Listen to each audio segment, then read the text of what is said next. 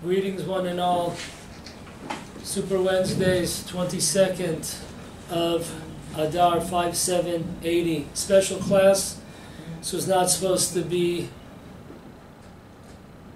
filmed today. It was not planned, but title of our class, an urgent message regarding the coronavirus from the Holy Apple, Holy Hilltop, in the Holy Land.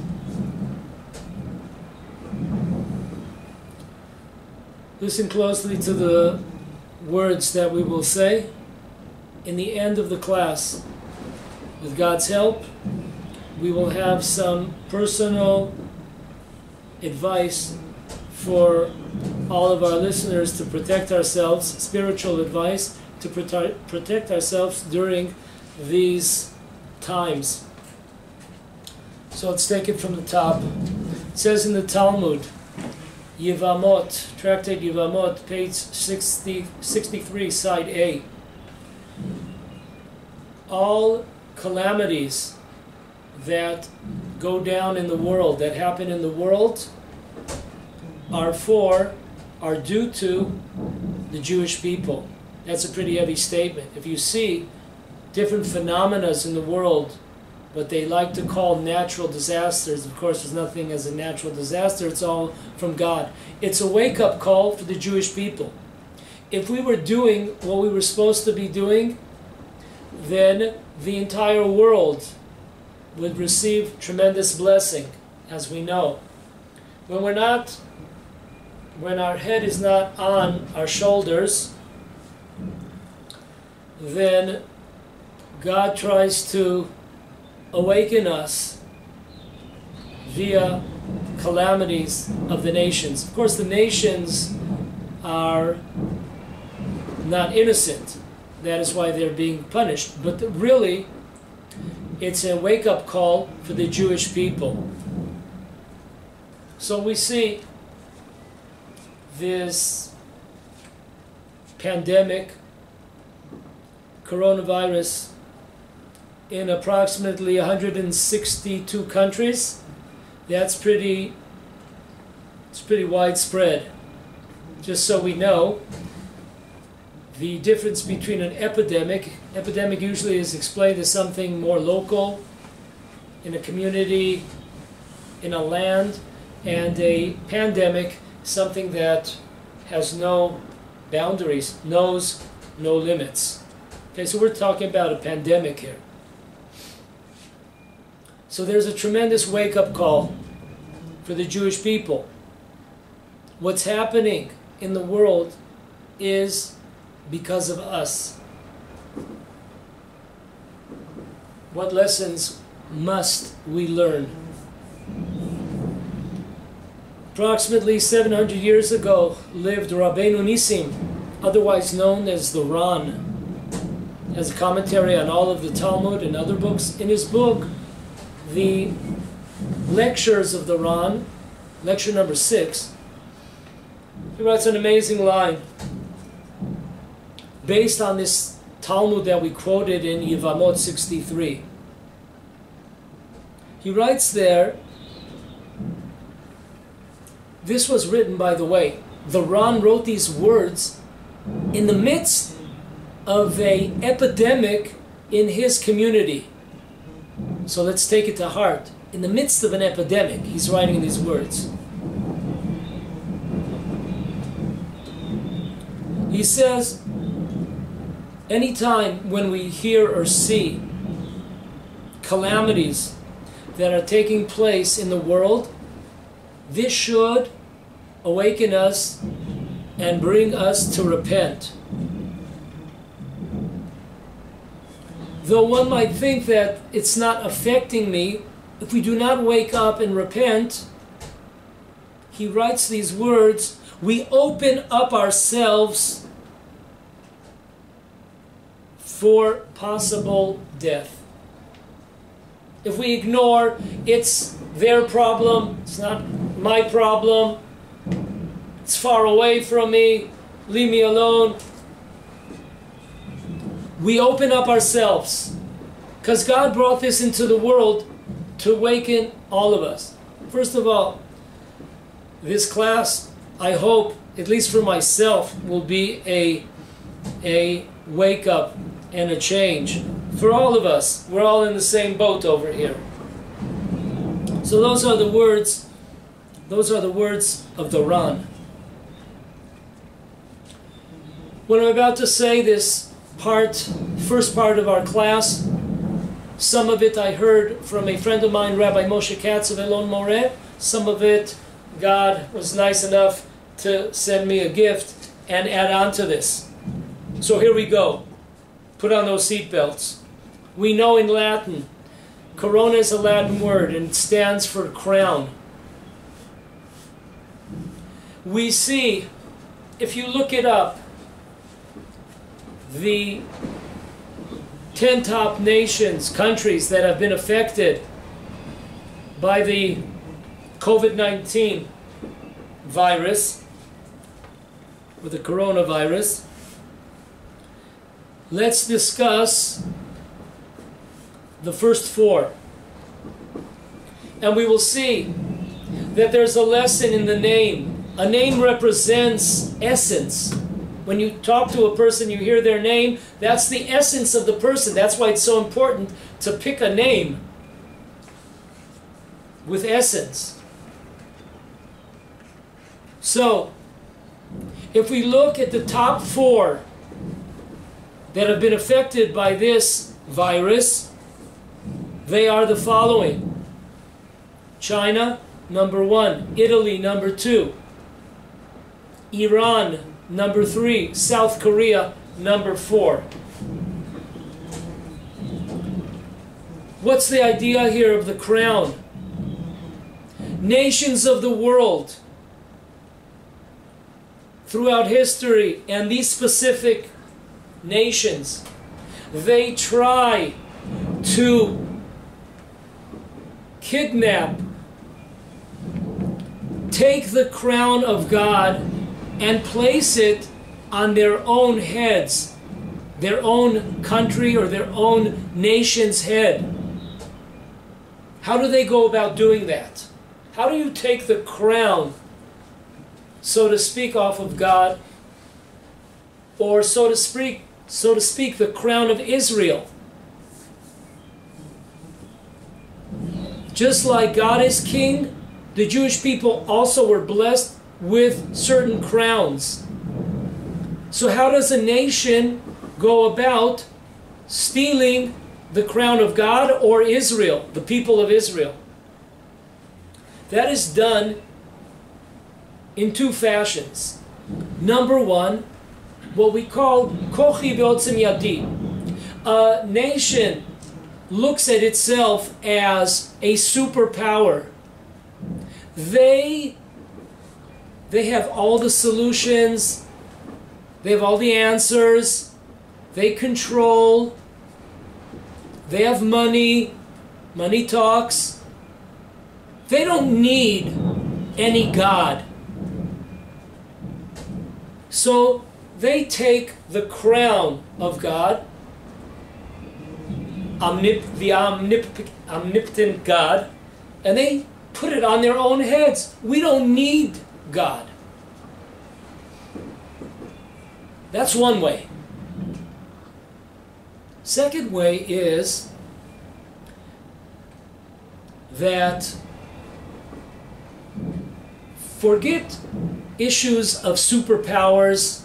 We have it all. We have resources. We don't need God.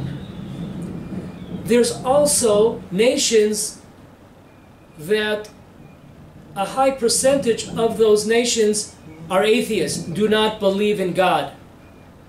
They believe in themselves. They believe in their country. They believe in their abilities. They have taken the crown off of God and placed it on themselves.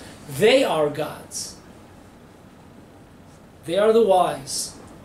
I remember about 20 years ago in a leading science magazine, it said that if we only had the right amount of money, we could figure out all and solve all of the problems, all the health problems of the world 20 years ago. Yeah. Can you imagine that asinine statement? If we just had, the money.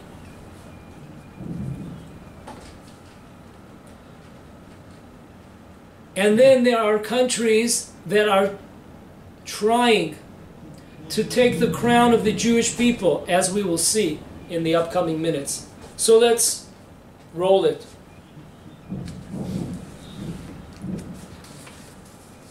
Country by country. China, including Hong Kong and Macau, is the worst affected country by the NCOV, the novel coronavirus. China has witnessed more than 3,000 deaths and approximately 74% of the global coronavirus cases as of 9th of March. China, high tech, the king of tech, the king of industry, can do it all. You look at everything you own, baby, it's from China. Look at your shirts, your clothes, whatever. It's all from China. We have the crown. We're super tech. In China, according to a 2015 Gallup poll, 61% of Chinese are, I've never heard this title before, convinced atheists. I guess there's atheists, and then there's atheists that are convinced. But overall, 73% of the Chinese population, it's amazing, Chinese population 1 billion, no religion whatsoever.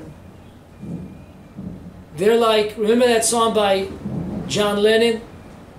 Like, if there was no God? Yeah, it's the Chinese. Number 1 in atheism in the world, country. Grabbing the crown off of God. So God turns around and he puts the Chinese, puts the world, puts us on our knees, makes us helpless. Oh, we're so smart. We know it all. We have all the solutions, all the answers. We've got the money. We're on our knees. We're helpless.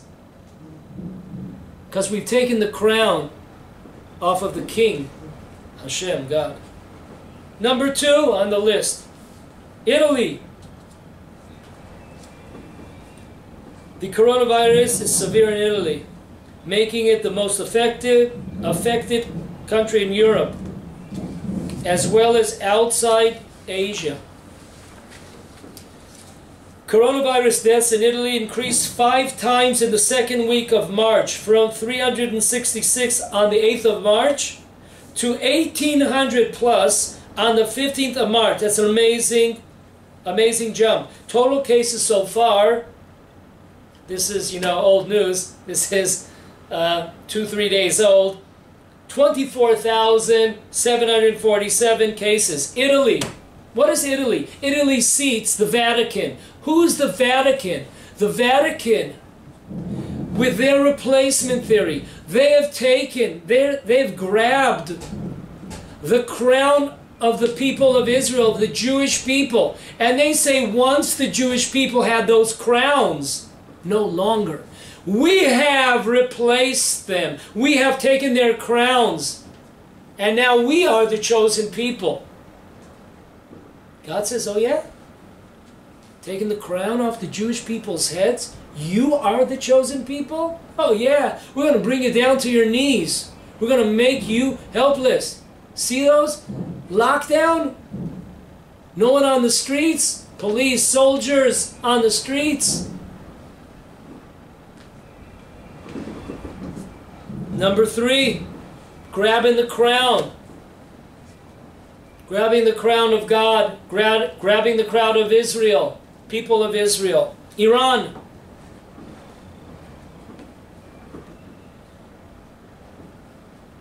Currently, Iran has approximately 14,000 confirmed cases and a reported 724 deaths. Many government officials and politicians, including members of parliament in Iran, have contacted the coronavirus, and many have died. So Iran, who is Iran? To wipe the Jewish people off the map, destroy Israel, take our crown. And also Islam, the replacement theory. You know who it was being sacrificed? It wasn't Isaac on the mountain of Moriah. It was Ishmael. Very interesting. Didn't know that point. The replacement theory of Islam. We take the crown from the Jewish people. God brings them down to their knees, makes them helpless. South Korea. Coronavirus cases in South Korea started surging in February and crossed 8,200 on the March 16th. South Korea, listen to their statistics. In South Korea, number 2 to China. 56% of the population in South Korea have no religion, no God. John Lennon. God says, oh, you're gods. You've taken my crown. You're going to get corona. Corona is crown.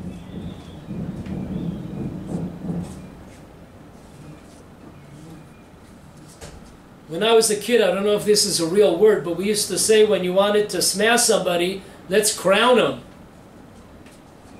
And that's kind of like, you're taking my crown? God says, I'm going to crown you. Coronavirus, crown in Latin.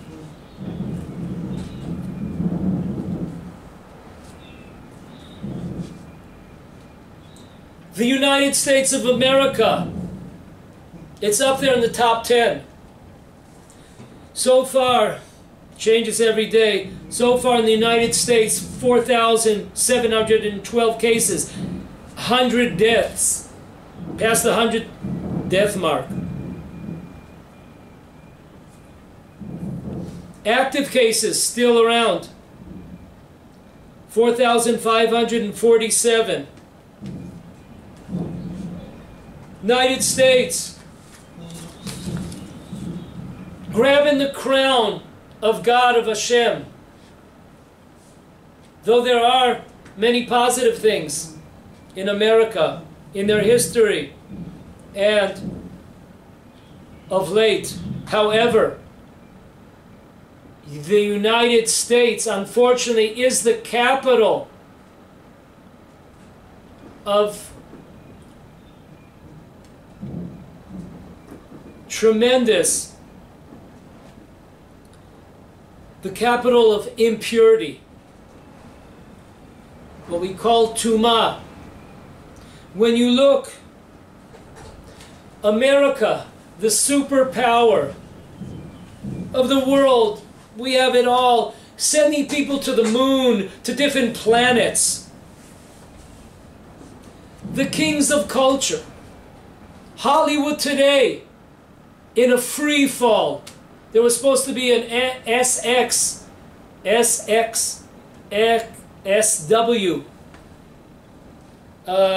festival. It's the biggest one of the year from Hollywood. It was canceled just recently. Entertainment, the capital of entertainment, of spiritual filth, of recognizing gay marriages. They've even had to close down houses of prostitution, Rahmana litzlan. The NBA with King James, LeBron. NHL, MLB, Major League Baseball, all closed. the capital of entertainment, of sports, of culture, of perverse sexual behavior. The capital. Bars shut down, theaters shut down, stadiums shut down. As the prophet Ovadia said, talking about Esav, when they're up in the stars, as an eagle amongst the stars, from that high place I will bring you down. On their knees, US of A, on their knees, helpless. They tried to take the crown away from God, and instead came up with their own perverted religion of culture. Various idols, sports idols, TV idols, movie idols, created a culture of idols. It's all come to a halt.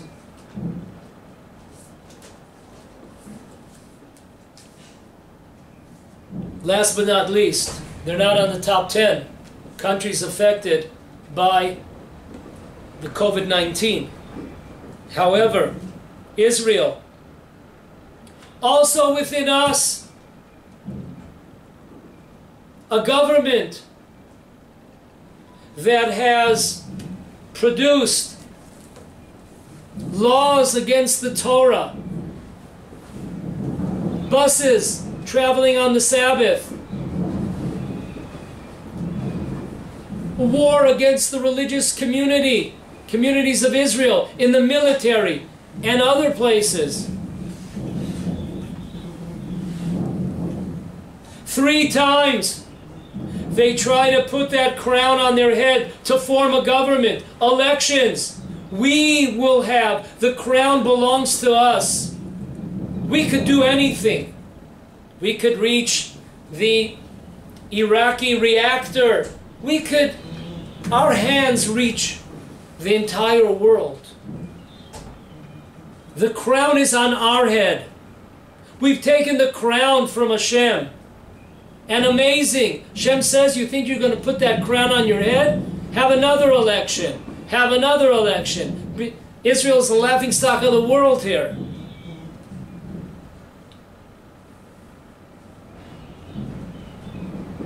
And another thing. If you look at what's happened in Israel, it's really amazing. Public transportation started in Tveria and in Ramat Gan. All of this started. And now we've just been told that from Thursday evening until Sunday morning, no public transportation, no desecration of Shabbat. I heard an amazing idea from my brother, Aryeh Katz. He's like a brother to me. He sent me this morning. If you look at this week's portion, Vayakel, the first 3 verses, this is amazing.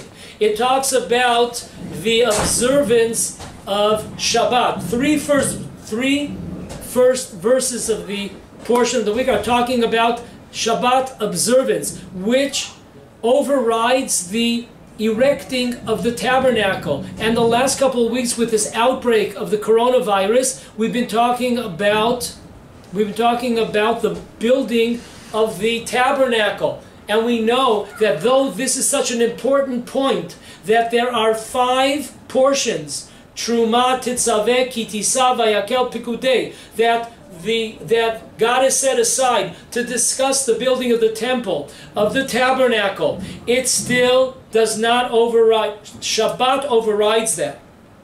So you think you're going to steal the crown of God. Major crown, one of the major crowns of God is the Sabbath.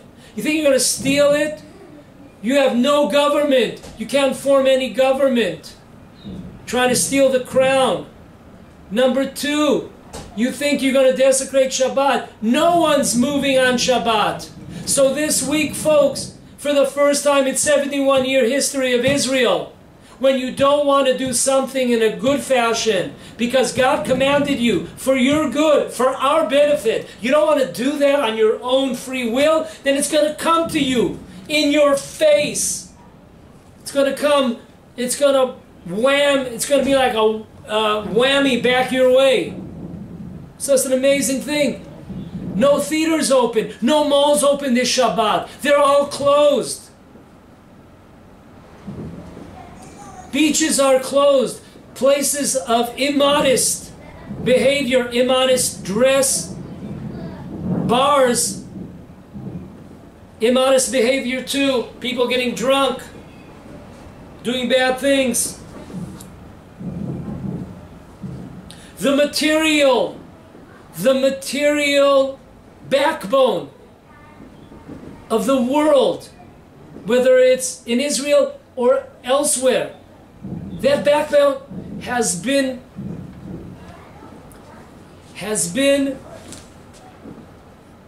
broken. It's been almost removed from us. Think about it. A person would love to go on vacation, love to fly. Materialism. Hotels, clubs, gyms, all closed. And we know that when materialism goes down, spirituality in a person goes up. When materialism goes up, spirituality goes way down. No atheists in a foxhole, as they say. You didn't allow a separate concert for religious people. Well, now you got a country that's separate. You got people, everyone's separated over here.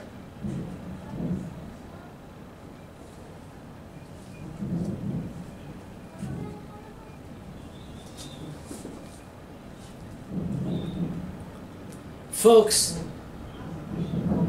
if you would ask somebody a couple of weeks ago, could this ever happen? People would say, N-O, capital letters. It could not happen. This is amazing. Last but not least, Rabbi Moshe Katz told me this one. The name COVID-19. COVID-19, what does that represent? We know that originally in our daily 3 times a day prayers, there were 18 benedictions. However, one was added during the time of Christianity. Another blessing was added, that the traitors and the oppressors of Israel should be destroyed. That's an amazing thing. That 19th blessing for all the nations that want to replace Israel, the Jewish people, Christianity, Islam. That 19th blessing was specially created for that population. Parts of this I heard from Rabbi Yosef Greenwald.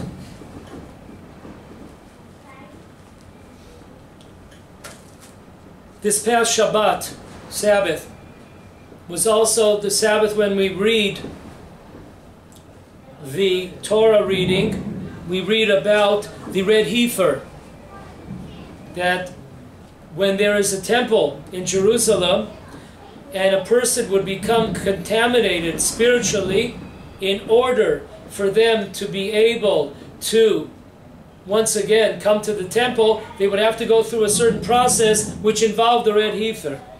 Now this is really amazing stuff, folks. Stuff you can't make up. So at the height, the pinnacle of decrees because of the coronavirus, we're reading we are reading about this red heifer and becoming spiritually pure. Rabbi Moshe Shapira, of blessed memory, he taught us that when you hear the word of tumah, impurity, what does that mean? And he gives an unbelievable idea. The word tumah comes from the Hebrew word cheder atum.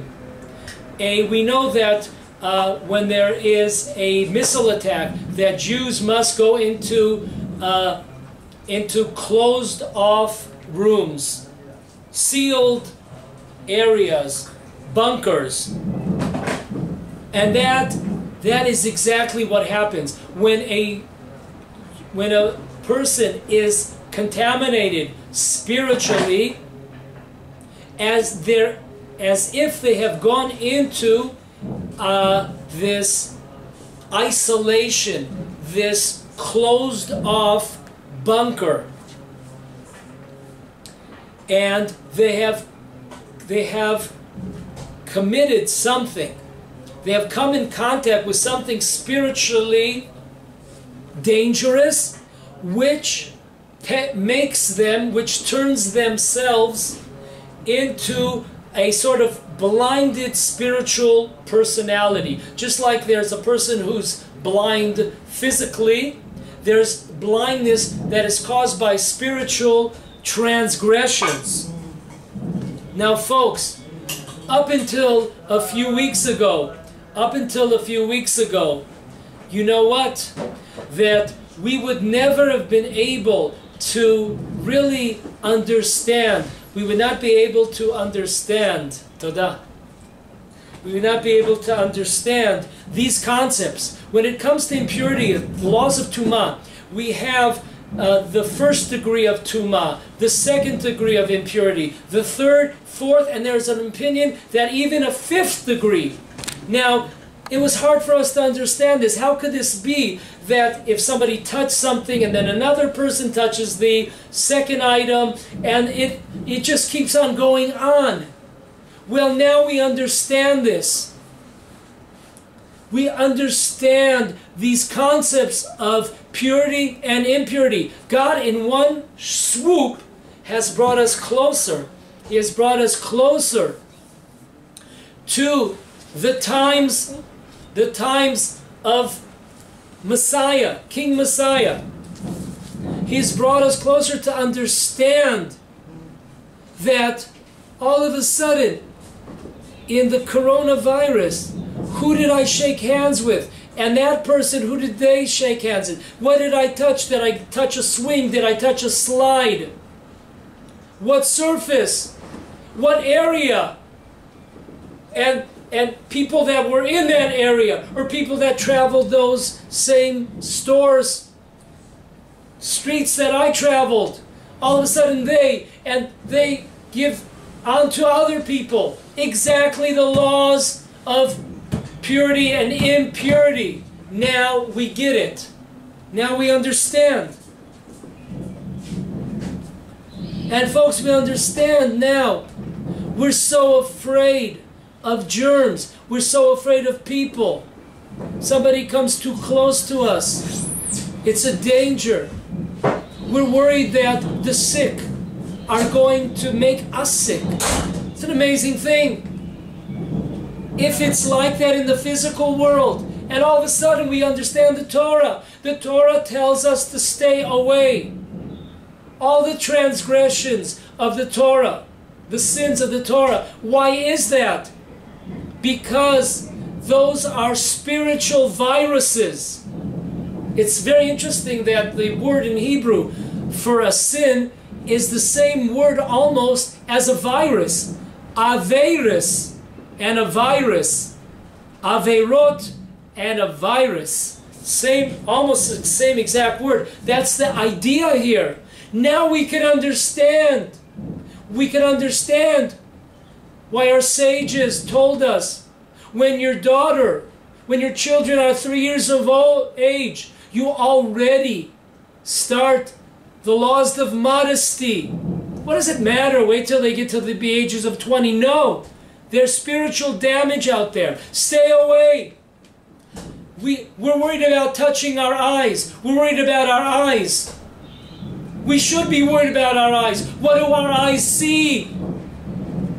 What pollution, what spiritual pollution of Hollywood, movies, nudity, evil. And now all of a sudden it's coming all back to haunt us. Oh, I got to watch my eyes. I got to watch what I do. I got to be careful who I come close to. You're right. Because there's bad people out there with bad influences. And there's a culture out there. And that culture is dangerous. Stay away from it. Now it's all coming clear. Listen to the words that we read. Amazing. The words of the prophets that we read this past Shabbat. The Shabbat also of the red heifer. It's a special haftarah. It's in chapter 36. We'll read a few verses. This is prophetic. This is our times, online, real time, baby. So, we have Ezekiel 36, verse 17. Son of man, the house of Israel, dwell on their land, and they have contaminated with their ways and with their acts. Their way has become like the contamination of a menstruous woman before me. So I poured my wrath upon them. Amazing. God says, you know what? I see that you've contaminated the land, the world, the planet. You've contaminated. Spiritually, you've contaminated. So what's the next verse, the 18th verse? So I poured my wrath upon them. So when there's contamination, folks, the next step, if we don't wake up, if we don't repent, we don't change our ways of thinking, ways of acting, we're in trouble. And then verse 25, listen to this. I will sprinkle pure water upon you, that you may become cleansed. What, and if you look in the States,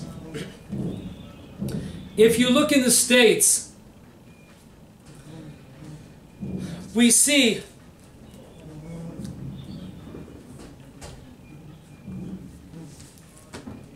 what are they grabbing off the shelves? I'll tell you what they're grabbing off the shelves. They're grabbing off the shelves bottled water. That's number one. So let's take that. Very interesting. Bottled water. We just read that first stage, that we contaminate with our deeds, our transgressions, our actions. We contaminate. The next stage, that God pours out His wrath to the world. Third stage is God says, I sprinkle upon you pure water. Folks, people, God, through this boomerang into the world, and we're all running for water. That's correct. But it's not bottled water. It's purity. And you know what else we're going for? Well, let's finish the verses here. Then I will sprinkle pure water upon you, that you may become cleansed. I will cleanse you from all your contamination and from all your idols. No Hollywood, no theater, no NBA, no NHL, all these idols that we have. When we call them idols, oh, he's my idol. Concerts, singers, all our idols. Contamination of our idols. I will give you a new heart. This is the New World Order. It's an amazing thing. George Bush mentioned New World Order. He wasn't. Just like people running after water. They don't know what type of water, what type of purity. They're running after the water. That's the right direction. They just have to take it the next step. The real solution, not the bottled water. And also here, the New World Order. God is right in front of our eyes. The world as we knew it is crumbling in front of our eyes. The world of materialism, of idols, of spiritual garbage, contamination, of sin. It's all crumbled in front of us. What we relied on, what we believed would never change. There is a new world order. And it's happening right in front of our eyes. We are coming closer to the laws of purity. We are coming closer to that red ether. Now we understand it all. First degree, if you touch something that's spiritually contaminating, then who were you in contact with? What items? What materials? And those materials carry on impurity. The last stage that we're in. I will give you a new heart and put in a new spirit within you. I will remove the heart of stone from your flesh. And listen to this. On the day, this is 33, on the day when I cleanse you from all your iniquities, I will cause the cities to be inhabited, and the ruins will be built. The desolated land will be tilled, instead of having been desolate. Amazing, prophetic. The desolated land. You look out in the streets. You look out in the streets of America, in the world, in Europe, in Italy. They're desolate. The cities, they're desolate. God says, when you wake up, when we repent, and when God will sprinkle upon us pure water, and then once again we'll be able to come out of our isolation, of our quarantines. The cities will once again, but there has to be a new world order here. Because in order to create something new, you gotta destroy the world of sheker, of falsehood. The world of sin has to come to an end. And God is helping us through a physical world to understand spiritual concepts. They work the same way. And folks, listen closely. Besides for that bottled water, people know that the idea is, we know the Torah is called water. Because you can't live without Torah, you can't live without water, baby. So the idea, people have a sense that they have to run and buy out all that water. That's true. But water represents spiritual cleansing. That's exactly what we need. You're going for the right direction, but don't leave it just in your kitchen. Bring it into your soul. But what else are they going for? They're going for the TP. You can't get any toilet paper. You know, it's going for the TP. What do? Excuse my language. But what do we do with TP? We have to clean ourselves after the bathroom. A God comes by and everyone's running after that toilet paper. It's a wake-up call. Why are you running after toilet paper? You know why? Because this is exactly spiritually, this is what's happening. God is cleaning up our act. God is cleaning up the world. What else are they going for? All these hygienic products. They got the right, that's the right direction. They just are looking at only for their homes or for their offices in order to purify their areas. But that's not the lesson. That's not the wake-up call. The wake-up call is understand that all these physical products are to tell us, are to awaken us to spiritually perfect and cleanse ourselves. If we have to every few minutes wash our hands to make sure that our hands are clean, how about our spiritual activities? How about our words? How about our thoughts? How about our deeds? Are we checking them every second? That's the idea. Transfer the physical ideas here into the spiritual, because that's why God is bringing this physical virus contamination into the world, to awaken us spiritually. God is really cleaning up the filth of the world.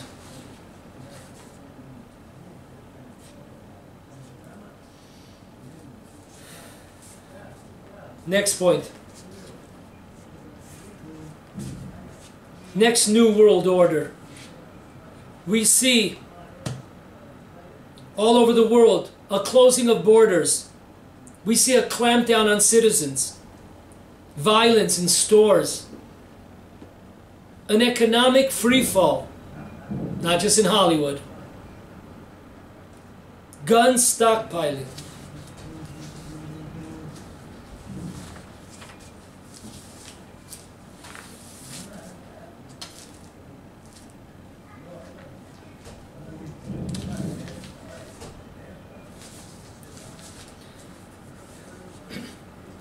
Folks,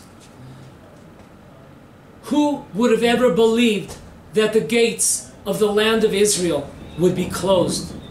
If you said, if you hinted to that one day the land of Israel, the gates of the land of Israel would be closed, you might have been sent over the cuckoo's nest with Jack Nicklaus in a sane asylum. Today it has happened. And now we're stuck.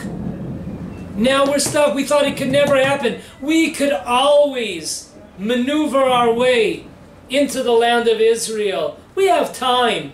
Let's just make some more money. Not talking about everyone. But a lot of us have sunk into the material of America, been sucked up into it, as we've given many classes on the subject.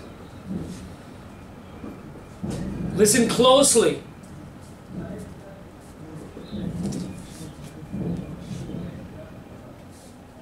We know that the height of the year is Yom Kippur. Or let's take it back further, as the Chafetz Chaim in his Code of Jewish Law, the Mishnah Berurah, brings down in the laws of Yom Kippur. We know that there is the whole month of Elul was to prepare us for Rosh Hashanah, and the whole Rosh Hashanah is to prepare us for the 10 days of repentance, and the 10 days of repentance are to prepare us for Yom Kippur. And all of Yom Kippur and all of the 10 days of repentance and Rosh Hashanah and the 30 days of Elul were to prepare us for the finale, which is called Ni'ilah, the closing of the gates. And the Chafetz Chaim crying out to us, say, even though you're tired and you're hungry and you have no more strength, pull yourself together. Because if not now, when? The gates are closing. Will they be reopened? I pray so. Will they be reopened? I do not know. We know that in the time of the king, Koresh, he gave a declaration that the land of Israel would once again be opened up to the Jewish people. But unfortunately, only a small minority of the Jews came back to Israel. A few thousand people came back to the land of Israel. And then shortly after his declaration, it was closed by the same king, King Cyprus, Koresh. I don't know. I pray that they will be reopened. I know that on Yom Kippur we are told, according to many writings, that there is another chance, even though we call the last prayer of the Yom Kippur, the pinnacle time, Ni'ilah, the closing of the gates. If not now, then we're out. And this is when the judgment, when the gates are closed, the judgment is sealed. And I know that according to many of our sources, we have another 10 days till Hoshana Rabbah, which is the final seal of this. So maybe there will be another opening, but we must learn the lesson. Even if the gates tomorrow will be reopened, we see that people told us, people warned us, come now to the land of Israel. What better place to be? What better place to be? The protection of the land of Israel, the holiness, the commandment to live in the land of Israel is a protection. It's the place where God, providence is all year around. If you have to be sick, there is coronavirus in Israel, yes. But if I had to be sick, if I had to be down, there's one place, baby, that I would want to be. It's bring me to the Holy Land. It has a tremendous merit to destroy all, to annul all terrible decrees during the Holocaust. There was a Holocaust that came almost to the gates of the land of Israel, but stopped miraculously. That did not happen outside in Europe with the Holocaust. This is a miraculous land. We are commanded to live here. We have fulfilled almost all the prophecies in the last 71 years when the Jewish people have returned to the land of Israel. So let this be a lesson. God willing, the gates will once again be reopened. But understand, make our plans.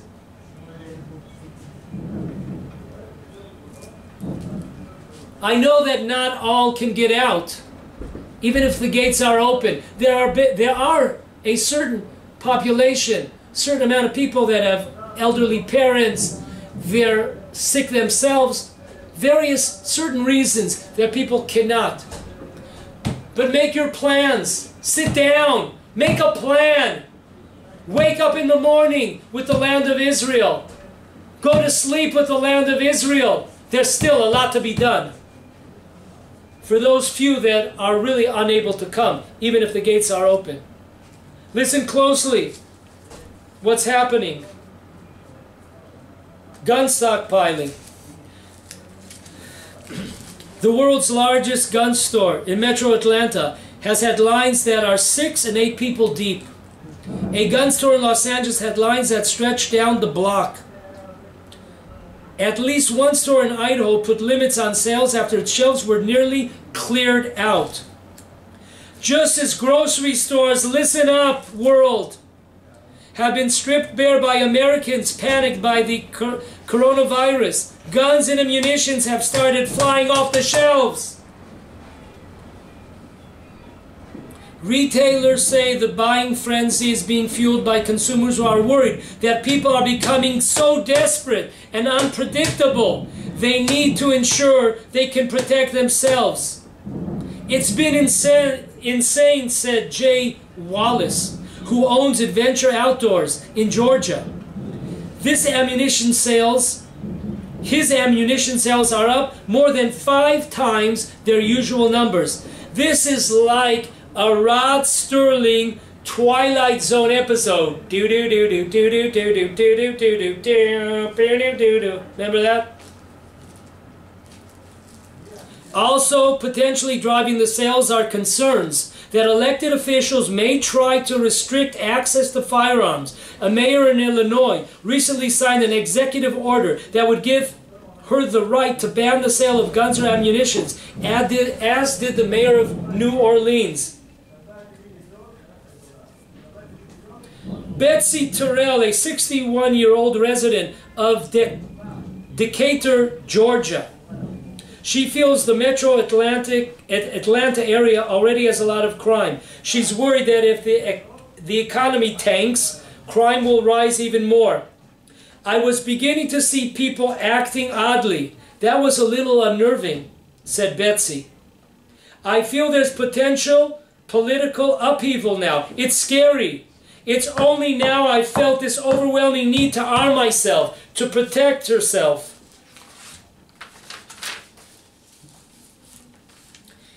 It was a decision she's somewhat surprised she took. She has a lot of friends who oppose firearms and won't be advertising or purchase on Facebook. I'm crashing a line here. I thought I would never crash. Listen to her words of Betsy. Lines they thought they would never cross. It could never happen. It's happening. Ammunition.com reported sales up nearly 70% between February 23rd this year and March 4th. 11 days. Ed Turner, who owns Ed's Public Safety in Stockbridge, Georgia. In my 27 years I've been in business, I've never seen anything like this. This is self-preservation. This is panic. This is, I won't be able to protect my family from the hordes and the walking dead. Gun stockpiling. Look where we're stuck. May God have mercy on us. Violence in stores. Check out this clip. Fighting over this man. What in the hell happened? Come on, man.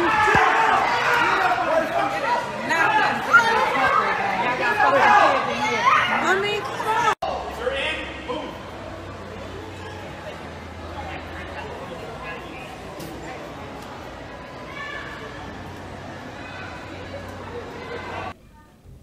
Check out this one. Draconian measures in the United States. Check it out. Eased in China after authorities there took extreme measures, locking down tens of millions of citizens. Our Cynthia McFadden now on whether the same could happen here in the U.S. This alarming video from China appears to show people being forced into quarantine. It has many Americans wondering just what could happen here. Can you envision a circumstance, worst case scenario, where the United States has to take the kind of draconian steps that China and Italy have taken? I hope it won't come to that. Dr. Thomas will be spared. To help prevent that, the president today declared a national emergency, unleashing a wide range of extraordinary powers. At that moment, special powers contained in more than 100 different provisions of law become available to him. There are powers that allow the president to shut down communication facilities, to freeze Americans' bank accounts. The powers of the state in a public health crisis look almost like the federal government's powers during wartime. They are extraordinarily broad. For example, in New York, the mayor can set a curfew, stop people from entering or leaving the city, shut down mass transit, and ration supplies. In addition, the police and National Guard have the power to enforce compliance with mandated quarantines and other restrictions if it comes to that. This today. A startling new report from Imperial College London warns that 2.2 million Americans and 510,000 Britons could die from the coronavirus if extreme action is not taken to change the course of the outbreak. The report's dire warnings prompted a quick course correction from both the American and British governments on their strategies. But its strict recommendation and long timeline, 18 months to stem the tide, could have far-reaching implications for both populations and economies. What they found, the report states the effectiveness of mitigation, which includes isolating only the sick and those linked to them while advocating social distancing for at-risk groups, is limited. Instead, listen to this, the report recommends suppression. That's fun. A much more wide-ranging tactic to curb the coronavirus spread. Listen to this. The researchers say that suppression will minimally require a combination of social distancing of entire populations, home isolation of cases, and household quarantine for their family members. It also recommends schools being closed. The report notes that this strategy could have to be in place until a vaccine is developed. Listen to this closely. Again, the report notes that this strategy could have to be in place until a vaccine is developed, which could take 18 months, saying it is the only viable strategy at the current time. Suppressing the public for 18 months, a year and a half. People are losing it after a day.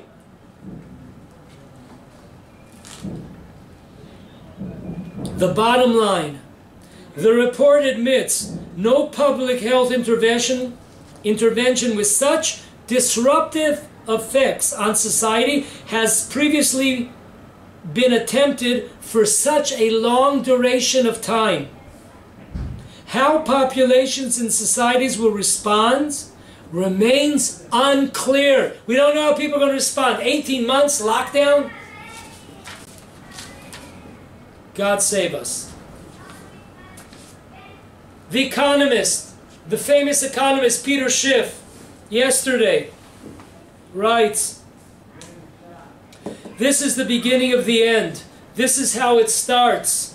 And believe me, when you see how this finishes, this is going to be unlike anything we've ever experienced.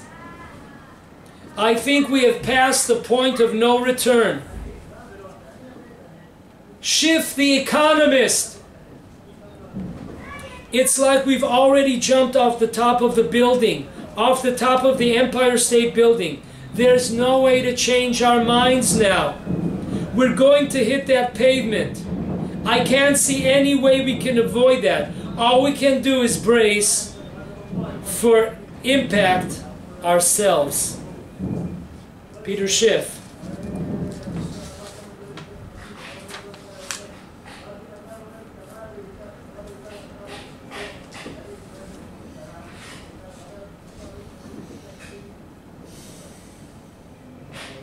A new world order.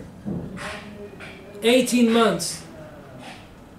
You have to be blind not to see that a new world order is coming. Not the one that the college, not the one that the report from the Imperial College London, or the Peter Schiff, beginning of the end. Listen to their words. When there is no prophecy, God puts prophecy to the words of the nations.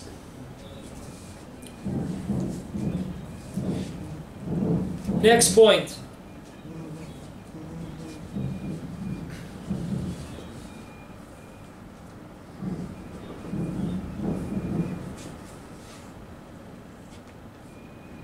Lo and behold, it says in Numbers 23:9, lo and behold, they, the Jewish people, are a people that shall dwell alone.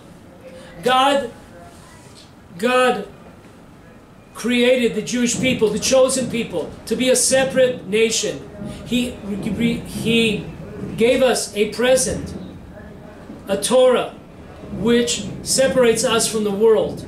He gave us a land as a present, which separates us from the culture and the habits and practices and religions of the world. For us to be separate, in order for us to benefit the entire world, first we have to be by ourselves. If a person is not healthy, they can't help anybody else. First, look in the mirror, help yourself. Jewish people are a separate nation. First we have to help ourselves. And by becoming strong and separate, we reflect and we bring upon the world tremendous blessings. What happens when we don't want that blessing? That blessing, by the way, was given by Bilam, the prophet, the Gentile prophet. What happens when we throw the blessing in God's face? You know, God, we don't want your kingdom. It's an amazing line here. Listen to this.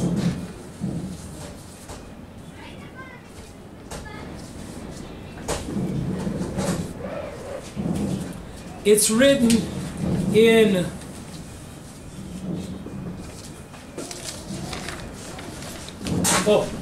it's written in Yalkut Shimoni, the book Yalkut Shimoni, in the Book of Lamentations, paragraph 997. Listen closely. If there is a generation that is waiting for God's kingdom, remember the crown, corona, we're waiting for God's crown,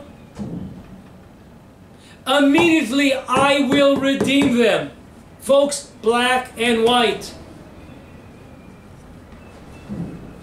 We need to pray for the kingdom, to God to once again crown God as King of the world, as our master. The Jewish people have to take back our crowns, the crowns of Torah, the crowns of being God's people.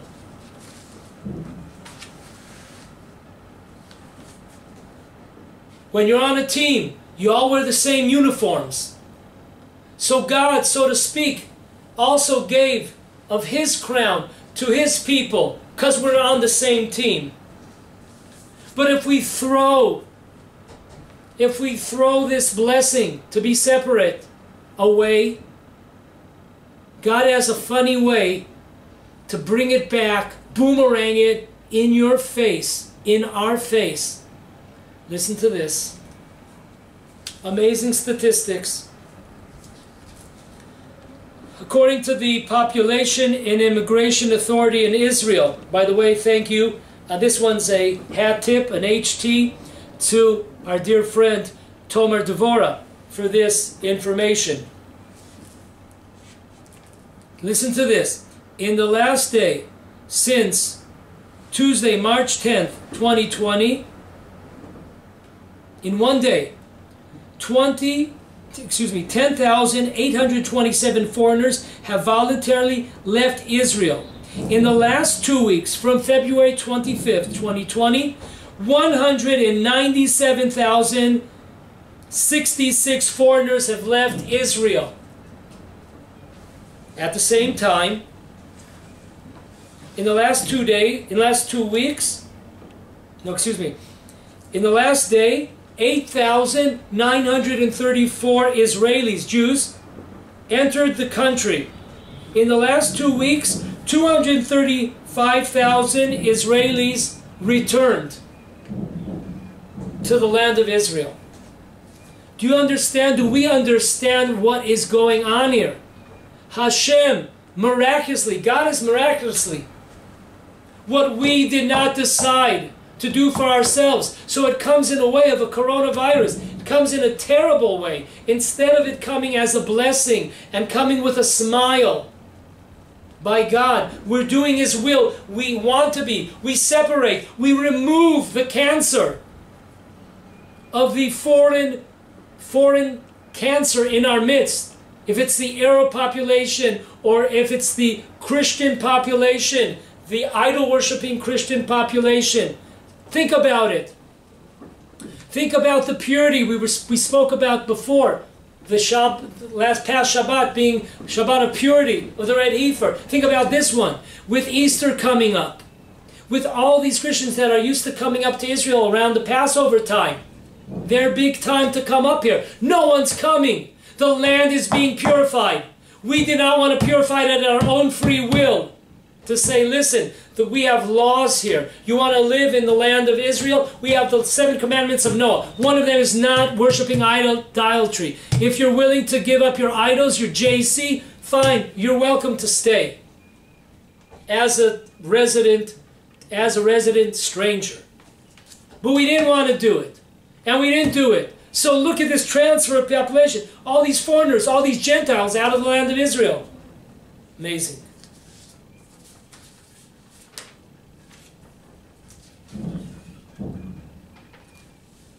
Next.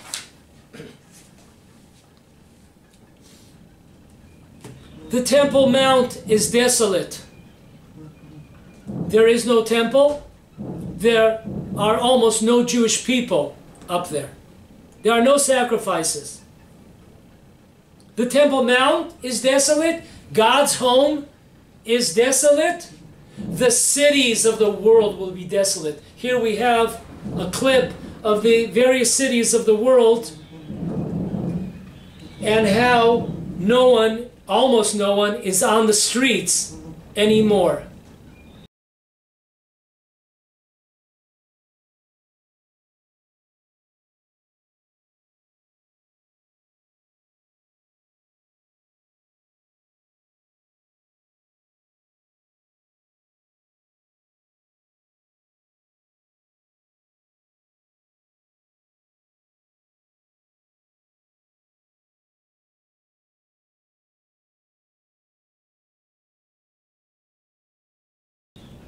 You're stopping my people from returning to the Temple Mount? Jews, you yourself are not awakening yourselves to build the temple? You're not yearning, we're not crying out, we're not fasting, pleading for the temple? You too will be desolate. You too will be in isolation.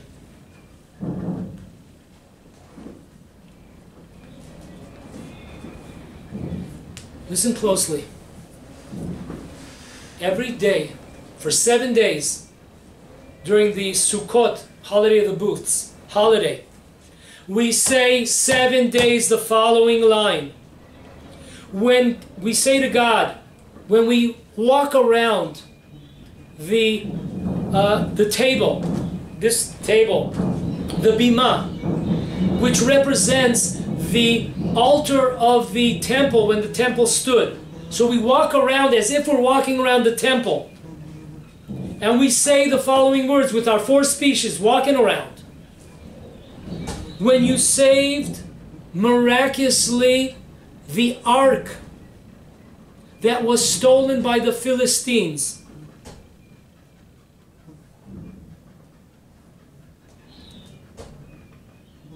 and then it adds one word here, which is really unusual. When you save the ark miraculously, which was stolen by the Philistines, it was transgressed. The ark was transgressed. We'll see what that means. So just like you saved the ark, save us, God. That's what we're crying out. Now listen to this.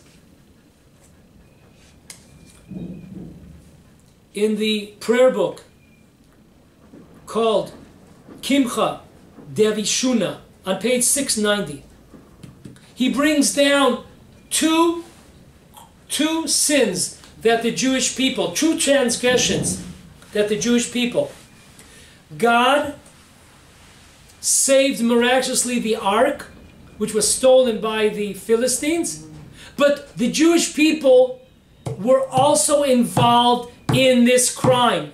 How is that possible? What did we do wrong when it came to the ark? So he says the following.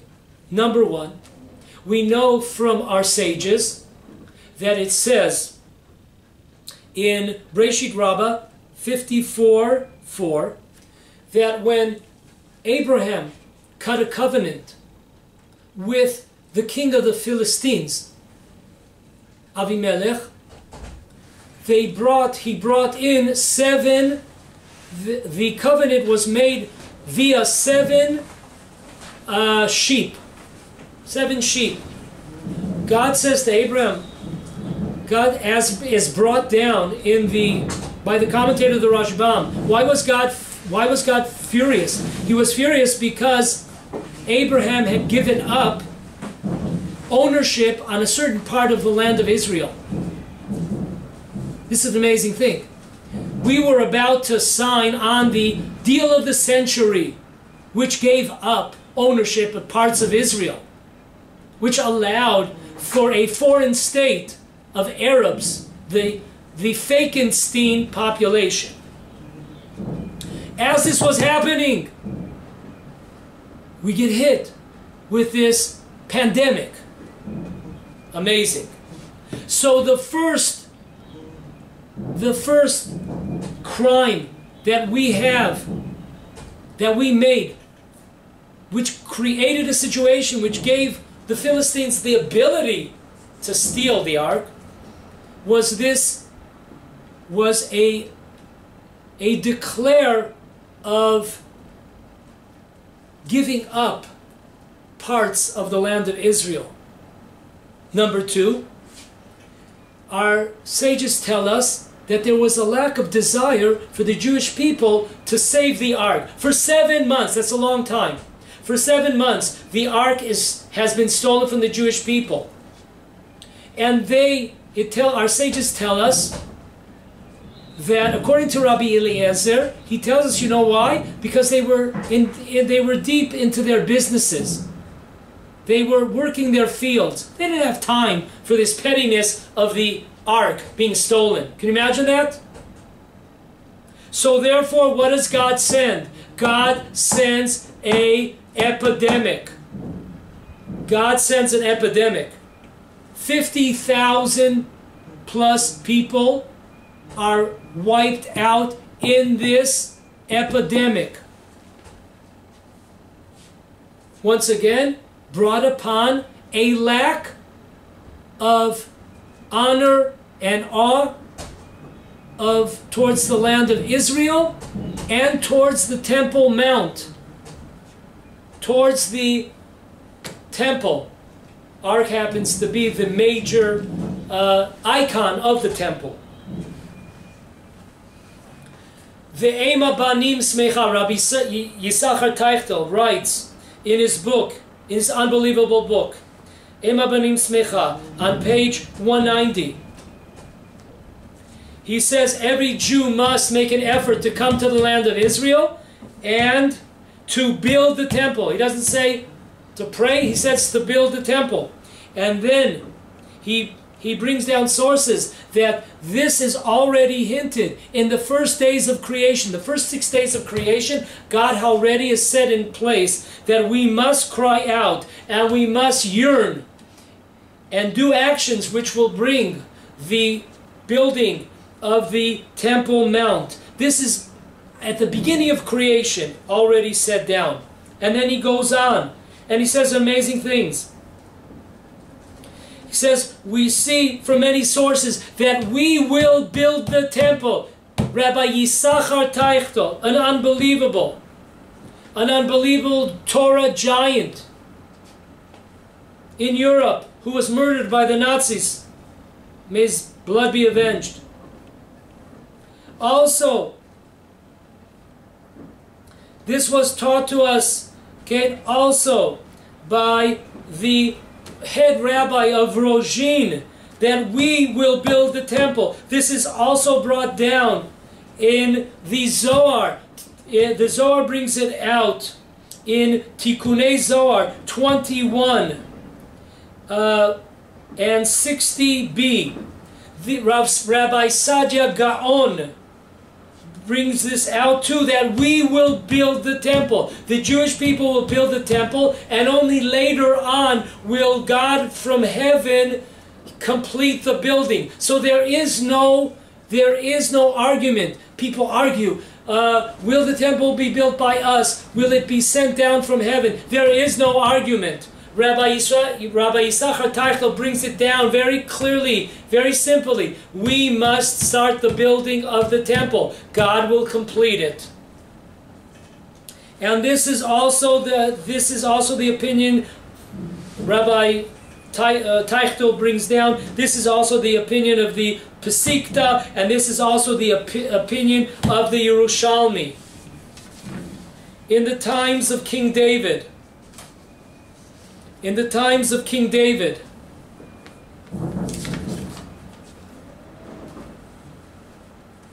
before King David, there's an amazing source in Breshit Rabbah 54:6. Our sages asked, why were 50,070 people killed? Because of the ark. And it says, you know why? Because the Jewish people did not make a serious effort to find it and to retrieve it. And if they had lost one of their chickens, roosters, they would have made more of an effort. Folks, this is a tremendous dagger in our hearts. If we lost a shekel, if we lost $1, we would make more of an effort. This is written, our sages are telling us, me, you, all of us. If we lost something, material, we would have made a greater effort than to retrieve the ark. And the same thing with the temple. If we really believed in the building of the temple and the coming of the Messiah, our efforts would, there's only a handful of people that are building the vessels for the temple and the clothes of the priests for the temple and practicing the various sacrifices and flower offerings for the temple. They're taking it seriously, but they're a small minority, 0.0000%. We have to look at ourselves in the mirror. In the time of King David, 70,000 people. This is, you could find this subject on Shmuel Bet, 24th chapter.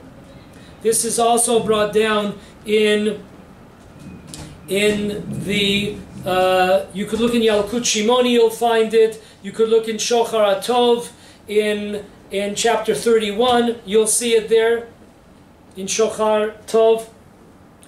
And this is brought down by the Radak, who lived 800 years ago, and also Nachmanides, who lived 800. They all bring down the same idea. The reason why the Jewish people, just a little background information here. King David appointed various people to conduct a census of the Jewish people, and that's something that is not allowed.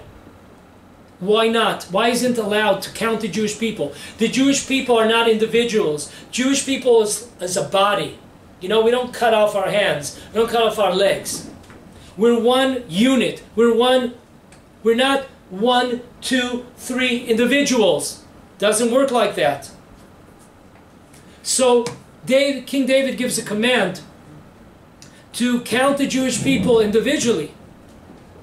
And then he's given a choice, 3 choices. What kind of punishment would he want? And he asks for an epidemic. Epidemic of 3 days. During those 3 days, folks, God forbid, 70,000 Jews were wiped away. Why is that? And then our sources tell us, the sages that I just mentioned, they tell us an amazing thing. Because of the fact that the Jewish people did not pray sincerely and did not really strive for the building of the temple. And think about this, King David did take measures to build at least the foundation of the temple. But God comes to us at that time and he says, there is going to be an epidemic here because of the fact that you are not serious. We are not serious about returning and building the temple, a place for the divine presence of God, for our coming closer. In the temple, we come closer. A sacrifice in Hebrew is korban, lit karev, to come close. That's an amazing thing, folks. So when we look today at the COVID-19, the coronavirus, this pandemic, and we try to see what could we change, what could we mend here? Well, folks, the land of Israel, moving here, coming here, our relation to it, our love of it. That's number one, as we read 5 minutes ago. That was the first transgression. The second is taking seriously. If I can't, let's support organizations like my head of yeshiva, Rabbi Yisrael Ariel, who runs the Temple Institute in Jerusalem, in the Old City. We could support these organizations. Support Jews that are learning the laws of sacrifices, of how to build the temple and how to make the clothes. Support these types of yeshivot. In our prayers, become more sincere. We really want, cry out. There's so much that we could do. And this is brought not once but twice, we saw it brought up an epidemic upon the Jewish people.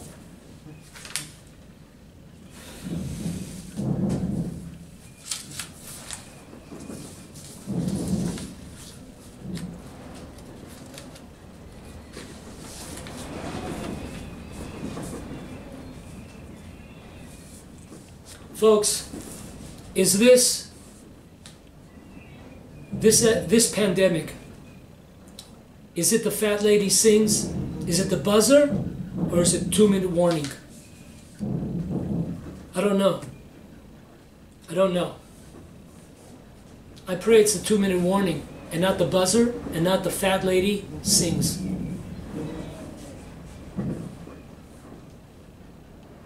In this video that we see now, it's amazing video. Listen to what this woman is saying.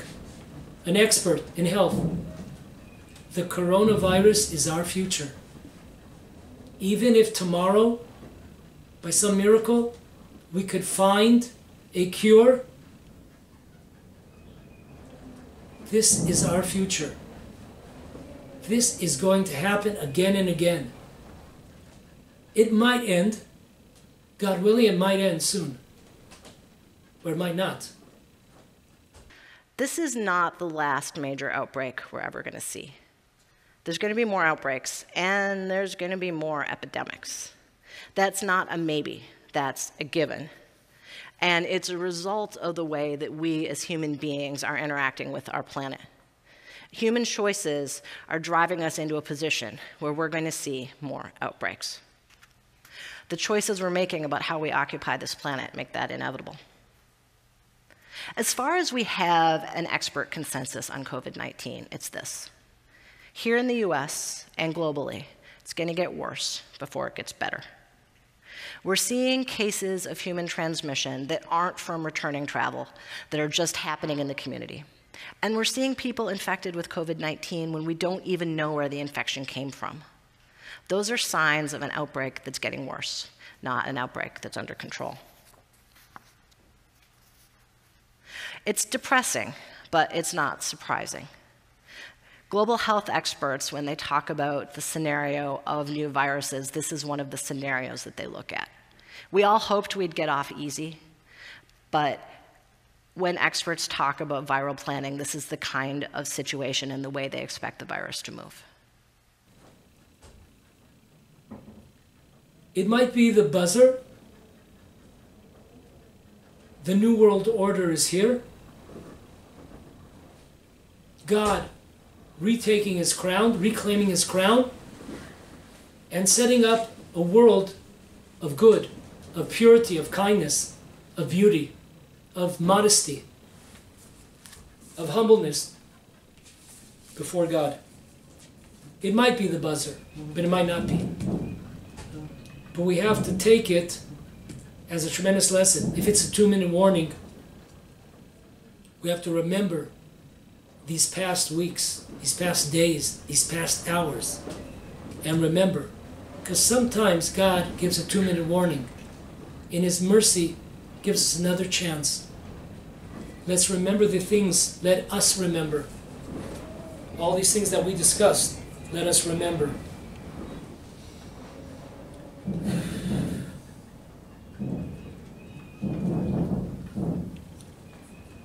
Personal advice that we could do on a personal level, besides for these points that we discussed. Make sure that God is the boss, not us.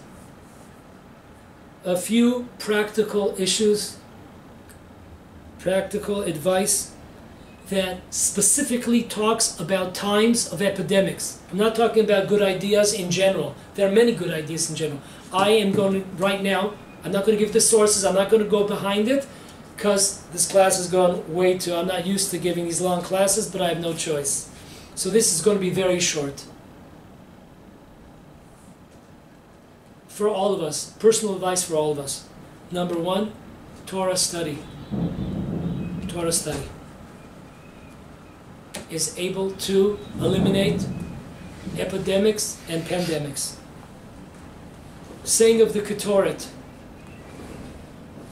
in the mornings, in the afternoons, before the prayers, say the Ketoret. If you have it on parchment and in a scribe written, that is the best.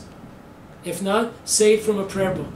If possible, according to the first Lubavitcher Rebbe, open up a Chumash, a Torah, and read it It's in the portion of Tetzaveh, it's in the portion of Kitisa, in the book of Exodus. Read it twice, the verse twice, and then the Onkelos, the translation of Onkelos. Go over that. It prevents us from being affected by these pandemics. According to the Torah 46 in the law, daily laws, Or Chaim, he brings up the fact that King David in his times when he saw an epidemic, maybe it was a pandemic then, he instituted that every Jew every single day must say 100 blessings. 100 blessings are very important. When we say a blessing, you say the word Baruch, you understand that Baruch means that God is the source of everything. When we say Hashem, it's Adon HaKol. You are the master of everything. You were, is, was, will be. When you say Elokeinu, you are all, you control all powers. Melech HaOlam, you are the king of the world. If we say one or two of our blessings, even one or two a day, with that intention, we're in good shape. That's a great way to stop a pandemic. Lashon Hara, speaking evil about people. This brings us into isolation. Most people today are in isolation. Stay away. Learn the laws of speech. Shabbat, the Sabbath. Sabbath is everything.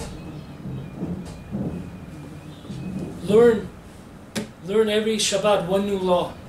Try to perfect ourselves one law. Remember, our principle is always, if we take upon ourselves too much, we fall. Take slowly, a week, 2 weeks, we'll try one change. That's the way to succeed. Last but not least, the Ketoret, without getting into it. Ketoret, the incense, the spice. It had 11 spices in the time of the temple. And one of the spices had a terrible smell. That represented the Jews who were far away from the Torah. What we learn from the Ketoret, from the incense, the spice offering, what we learn from that is twofold. To bring close even those Jews that are far away, and to stay away from evil Jews or evil people. Both are true of the Ketoret offering, the incense offering. On one hand, there are many Jews that never studied, never learned. They're not antagonists. They're not going against the law on purpose. They're not fighting against Judaism. Those people, we have to go out. If we can't go out, support organizations that bring Jews back to Judaism. That we can all do. People that may be neighbors that we're far away from, bring them closer. People that we argued with, we were in a fight, bring them closer. On the second hand, God is showing us that we must keep our distance from evil, from bad influences. Unfortunately, there's a very, very small group amongst the Jewish people that incite against the Torah, against the Jewishness of the land of Israel, against the land of Israel. Those we must stay far away from being contaminated by them. May Hashem give myself and all of us the strength, the health, the ability, stamina to improve ourselves. Take these words to heart in the next few days, weeks,